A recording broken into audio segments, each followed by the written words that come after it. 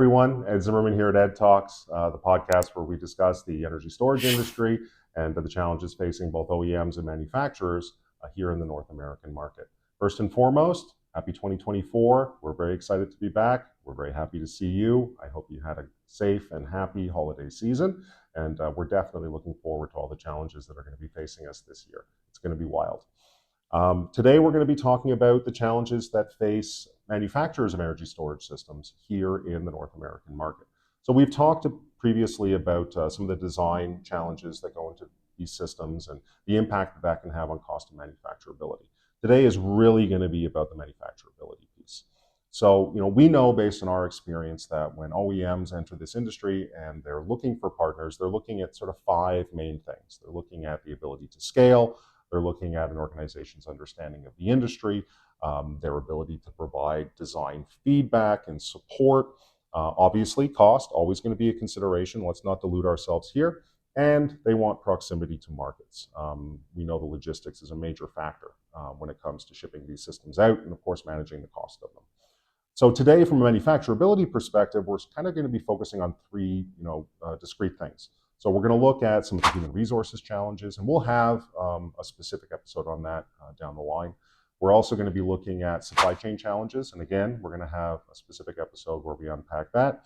And we're going to be looking at the infrastructure challenges, or the manufacturing infrastructure challenges that organizations can run into when they're trying to build these units really in scale. A lot of organizations can build ones and twos, a handful a month, but if you want to build these in hundreds and thousands a year, that's obviously going to be dependent to an extent on the infrastructure that you have available to support you. So let's look at human resources first, because this is a big one. We know that labor shortages are a thing.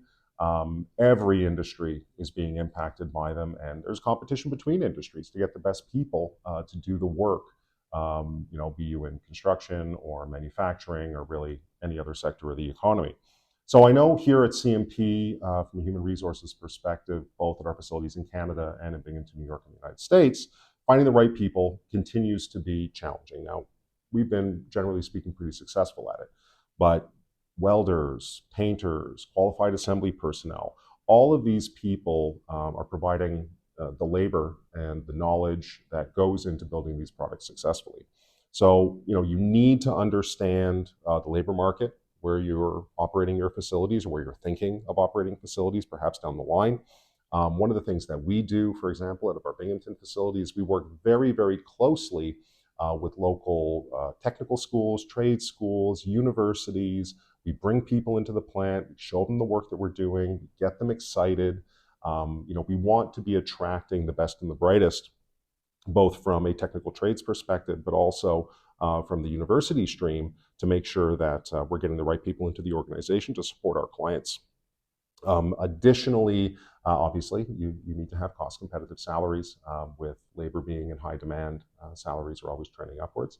And so we want to make sure that we're able to leverage those human resources as efficiently as we possibly can.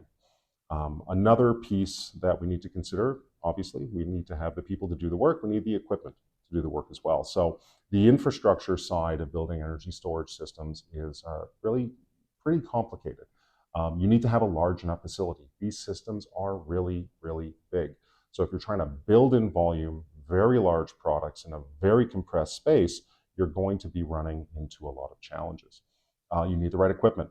CMP has always been at the forefront of the manufacturing technologies that we use at all of our facilities.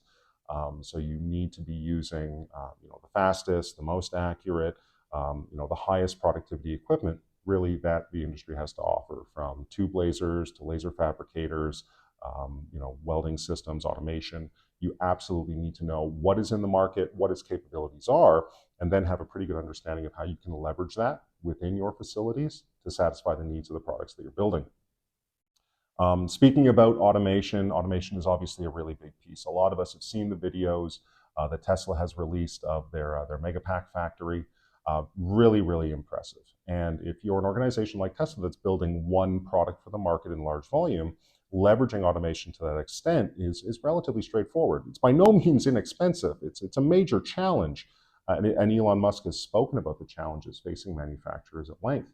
But for most companies, certainly, speaking about CMP that support multiple OEMs with different form factors, different products, leveraging automation is going to be a little bit more challenging. And so you really need to be judicious in its application. Know where and when to use automation as opposed to just trying to employ it, too broadly throughout the organization, because that's going to present some challenges as well. So, looking at, battery racks and trays and module components, things like that, those are all really good candidates for automation. They're already being produced in high volume. Even if you're only building a few dozen or 100 enclosures a year, oftentimes you can find ways to use automation on those products really well. Also, verticalization. So CMP has always been committed to verticalization. And a lot of the OEMs that we speak to as well want to go down the path of verticalization, build the products themselves. Again, I'll reference the Tesla example. Highly vertical, very successful organization. And so they're kind of setting a standard in the industry right now that a lot of other organizations are seeking to follow. So verticalization can be fantastic, and it can also be a bit of a trap. You don't know what you don't know. So if you're a manufacturer and you have high level of vertical capability, that's fantastic. You need to be leveraging that to the greatest extent possible. If you're an OEM that's seeking to go vertical, be careful. And I'm not just saying this because CMP is a manufacturer.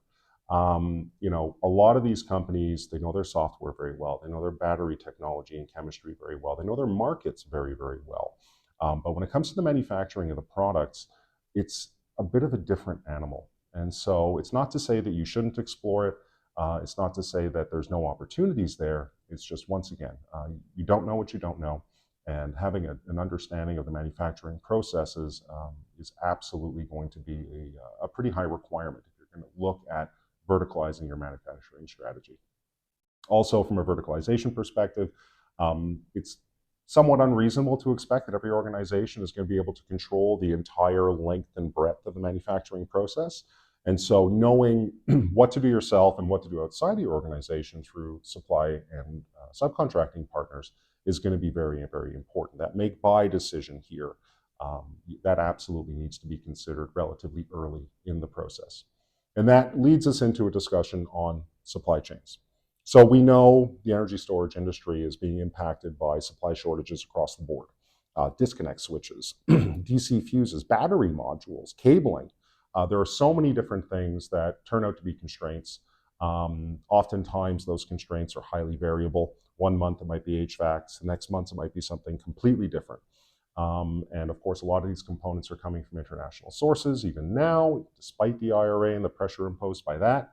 So it's complicated. Having good, reliable supply chain partners is an absolute must if you're going to be successful as a manufacturer supporting this industry. So develop those relationships. Build your suppliers up. Leverage your experience and your knowledge of the industry to help your suppliers bring their offering to the next level. And absolutely get creative. So much of what we do in support of this industry is really a testament to the quality of the supply chain that we have built. They're going to help you to manage costs on components, and they're going to be able to provide really meaningful inputs throughout the design phase. So having those relationships, knowing that you've got good, reliable partners, and sharing your industry knowledge with them so that they can improve what they bring to the table, all of these things are really, really important. And of course, cast a wide net. Early in the design and manufacturing phase, working with local partners is, likelihood is that's going to be sufficient. But a lot of our OEM partners are looking for local manufacturing strategies. They're considering things like co-location of manufacturing adjacent to battery manufacturing facilities. So you need to be prepared to open that supply chain up to a larger geographical area. And initiating those discussions, getting to know, who's present in critical markets for you from a cable manufacturing or a panel manufacturing perspective, all of that is going to not only support you in the short term as you bring your design and manufacturing knowledge to your OEM partners and help them improve their product, but also looking forward through the growth phase of these products. Like I said, a lot of OEMs, they want to know their partners can grow with them. And the demand, as we know in this sector, is absolutely enormous. So being able to support that is a key consideration right up front when they're starting to select who they want to be working with. Your supply chain needs to be able to support that. And the likelihood is these local partners who have supported you for years and decades, if they don't have a footprint that is, geographically large, that really spans the entire continent, they may not be able to support you in the way that you need to be supported. So it's not to say that they should be cast aside. They've served you well. They're great partners. They should be supported, and you should maintain those relationships. But having an understanding in the different geographies where you're considering manufacturing, or where your clients are located, or where programs are going to be deployed in the field, you need to be able to develop those relationships as well. So, in a nutshell, that's the manufacturing of ESS systems. That's really what I wanted to cover with you guys today. Like I said, we're going to be looking at human resources strategies. We're going to be looking at procurement strategies in greater detail in coming weeks. Thank you so much for joining us today. Absolutely, please go ahead and subscribe and like. We've got the content on our YouTube page now. Looking forward to you guys seeing it there. And looking forward to seeing you again very soon. Thanks a lot. Have a great day.